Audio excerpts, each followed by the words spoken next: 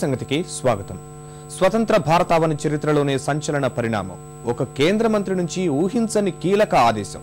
తమ్ముడు తనవాడే అయినా లీజులు దక్కించుకున్నది స్వపక్ష ఎంపీఏ అయినా లెక్కపెట్టని ప్రజాహిత నిర్ణయం. రద్దు చేయాల్సిందే అంటూ ఆదేశం. ఒకే ఒక్క సంతకంతో బాధ్యత కలిగిన ప్రజాప్రతినిధి పరమావధి చాటిన ఆ వ్యక్తి కేంద్ర గిరిజన వ్యవహారాల మంత్రి కిషోర్ చంద్రదేవ్. చావు దెబ్బతిన్నది ఆంధ్రప్రదేశ్ ప్రభుత్వం, అడ్డదారుల్లో అనుమతులు దక్కించుకున్న జిందాల్, ఆన్రాక్, బాక్సైట్ మైనింగ్ సంస్థలు. ఆ వివరాల సమాహారం నేటి ఇది సంగతి.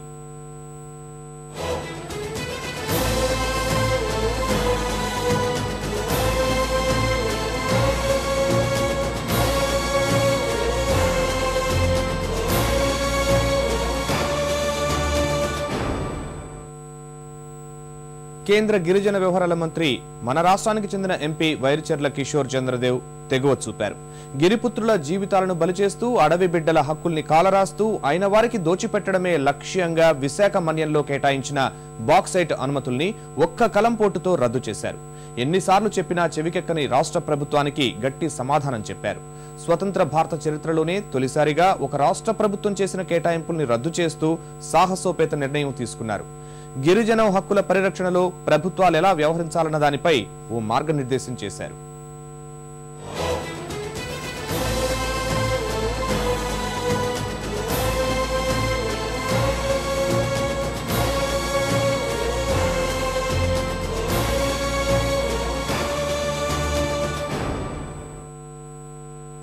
ఇక్కడ ఉన్న ప్రజలకు హాని కలిగించి పర్యావరణాన్ని నాశనం చేసి ఈ కార్యక్రమాలు చేస్తే మాత్రం ఇది మన గిరిజన సోదరుల గురించి ఇదేమి మనం వాళ్ళ గురించి చేసినట్టు తిరిగి మనం నష్టపెట్టినట్లు అవుతాం. అది ఇక్కడ మాత్రం మన ప్రభుత్వం ఉన్నంత వరకు బాక్సైట్ తవ్వక ఈ పరిస్థితిలో మనం జరగనివ్వమని మీకు అందరికి ఇంకొకసారి నేను మనవి చేస్తున్నాను. మంత్రిగా ఉన్నంతకాలం బాక్సైట్ మైనింగ్ ను అడ్డుకునేందుకు సర్వశక్తులు ఒడ్డుతానని కొద్ది కాలం క్రితం చింతపల్లి ఏజెన్సీలో పర్యటించినప్పుడు కిషోర్ చంద్రదేవ్ చెప్పిన మాటలవి. మాటలు చెప్పడంతో సరిపెట్టలేదాయన. అనుకున్నది చేసేశారు. విశాఖ మన్యంలో కేటాయించిన బాక్సైట్ లీజుల్ని గిరిజన మంత్రి హోదాలో రద్దు చేస్తూ సంచలనాత్మక నిర్ణయం తీసుకున్నారు. రాజ్యాంగ 5వ షెడ్యూల్ ప్రకారం గిరిజనులకు సంక్రమించిన హక్కుల్ని హరిస్తూ ఆంధ్రప్రదేశ్ ప్రభుత్వం షెడ్యూల్ ప్రాంతంలో బాక్సైట్ మైనింగ్ కు అనుమతులిచ్చిందని కిషోర్ చంద్రదేవ్ ఎప్పటినుంచో ఆందోళన వ్యక్తం చేస్తున్నారు. గవర్నర్ విశేషాధికారాలు ఉపయోగించి వాటిని రద్దు చెయ్యాలని నరసింహన్ కు కొన్ని నెలల కిందట లేఖ కూడా రాశారు. కానీ దానిపై గవర్నర్ నుంచి తగినంత స్పందన లేకపోవడంతో కిషోర్ చంద్రదేవే కేంద్ర మంత్రిగా తనకున్న విశేషాధికారాన్ని వినియోగించుకున్నారు. గిరిజన మంత్రిగా షెడ్యూల్ ప్రాంత హక్కుల పరిరక్షణ విద్యుత్ ధర్మమని చాటుతూ విశాఖ అటవీ ప్రాంతంలోని 7 గనుల తవ్వకాల అనుమతులు రద్దు చేస్తూ సాహసోపేత నిర్ణయం తీసుకున్నారు. కేంద్రము రాష్ట్రం ఒకటే. కేంద్ర ప్రభుత్వం రాష్ట్ర ప్రభుత్వం కూడా ప్రజా సంక్షేమాన్ని గిరిజనుల తాలూకా హక్కుల్ని కాపాడడం కోసమే పనిచేస్తుంది. ఈ విషయాన్ని నేనైతే వ్యక్తిగతంగా ప్రాంతీయుడిగా గిరిజనుడిగా డెఫినెట్గా హర్షం వ్యక్తం చేస్తున్నాను. ఆ ఉత్తరం తాలూకా సారాంశము రాష్ట్ర ప్రభుత్వం విషయాల్లో కూడా ఇప్పటికి కూడా ఒకసారి గవర్నర్ గారికి రాసినటువంటి ఉత్తరం మీద స్టేట్ గవర్నమెంట్కి రావడం జరిగింది. దాని మీద చర్చలు నడుస్తున్నాయి. మరలా ఇప్పుడు వారికి ఉన్నటువంటి పరిధుల్ని వారు రాజ్యాంగ హక్కుల్ని కేంద్ర మంత్రి వర్యులు కిషోర్ చంద్రదేవ్ గారు రాష్ట్ర ప్రభుత్వానికి ఉత్తరం రాయడం హర్షించదగ్గ విషయం.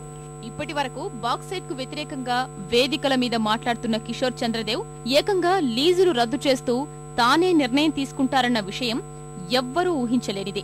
మైనింగ్ లీజుల రద్దు కోసం రాష్ట్ర ప్రభుత్వానికి ఒక అవకాశం ఇచ్చిన ఆయన అక్కడి నుండి స్పందన లేకపోవడంతో తానే రంగంలోకి దిగారు. లీజుల రద్దు విషయంలో మొండికేస్తున్న రాష్ట్ర సర్కార్కు ఒక్క కలంపోటుతో దిమ్మ తిరిగేలా చేశారు.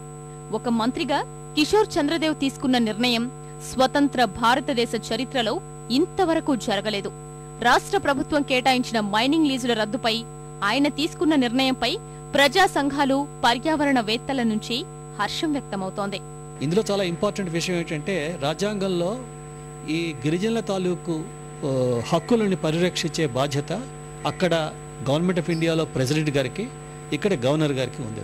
నాకు ఆశ్చర్యం ఏంటంటే ఒక సీనియర్ మంత్రి, ట్రైబల్ అఫైర్స్ మంత్రి, ఆయన ఇవన్నీ చట్టపరంగా అన్ని విషయాలు కూడా చాలా కూలంకషంగా ఆయన వివరించి గవర్నర్ గారికి ఒక లెటర్ రాసినప్పుడు మరి దాని మీద ఇమ్మీడియట్గా గవర్నర్ గారు యాక్ట్ చేసి ఉండవలసింది.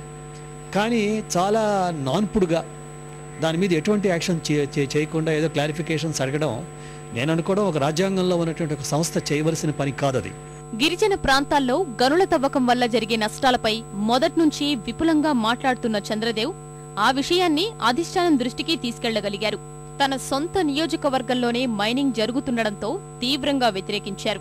తాను ఎంపీగా ఉన్న సమయంలోనే ఈ విషయాన్ని సంబంధిత మంత్రుల దృష్టికి, ప్రధాని దృష్టికి తీసుకెళ్లిన ఆయన తాను పంచాయతీరాజ్ గిరిజన వ్యవహారాల శాఖ మంత్రైన తరువాత బాక్సైట్ మైనింగ్ విషయంలో స్వరాన్ని పెంచారు.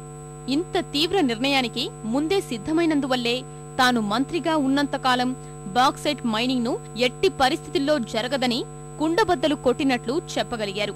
ఇప్పుడు కిషోర్ చంద్రదేవ్ తీసుకున్న నిర్ణయం కూడా అసాధారణమైందని, ఒక కేబినెట్ మంత్రిగా ఆయన వెలువరించిన ఆదేశాలు కేంద్ర ప్రభుత్వ ఉత్తర్వులుగానే భావించాల్సి ఉంటుందని నిపుణులు చెబుతున్నారు. సంతోషమే. ఇప్పుడు కిషోర్ చంద్రదేవ్ గారు మంత్రి అయిన తర్వాత వారు దృక్పథంకి నేనేమి అడ్డుపడట్లేదు. అయితే దానివల్ల ఏంటంటే, మీరు ఒక కేంద్ర మంత్రి అయి ఉండి డైరెక్ట్గా అట్లా చేయకుంటే ఇక్కడ రాష్ట్ర ప్రభుత్వం మీరు సంప్రదింపులు జరిపిన తర్వాత చేయిస్తే బాగుండేది. నేను ఈ రాష్ట్ర అటవీ శాఖ మంత్రిగా పర్యావరణం కాపాడడం నా విధిలో ఒక భాగము. పర్యావరణానికి ముప్పు వస్తుందంటే ఎట్టు పరిస్థితిలో దాన్ని ఆమోదించము. కానీ ఈ పర్యావరణం పేరు పెట్టి కొన్ని పరిశ్రమలు అడ్డుకోవడం చేయడం కూడా అది మంచిది కాదు. భారీ ఖనిజ నిక్షేపాల విషయంలో నిర్ణయాధికారం కేంద్ర ప్రభుత్వానిదే కాబట్టి రాష్ట్ర ప్రభుత్వం ఈ విషయంలో వ్యతిరేకించకపోవడమే ఉత్తమమనేది నిపుణుల అంతిమ సూచన. ఏదైతేనే ఇన్నాళ్లకు ఓ ప్రజా ప్రతినిధి నుంచి ఓ మంచి ప్రజాకర్షక నిర్ణయాన్ని చూడగలిగాం. ఇదే స్ఫూర్తితో అంతా మసులుకుంటే బడుగు బలహీన వర్గాలకు అంతకంటే కావాల్సిందేముంటుంది? అసలు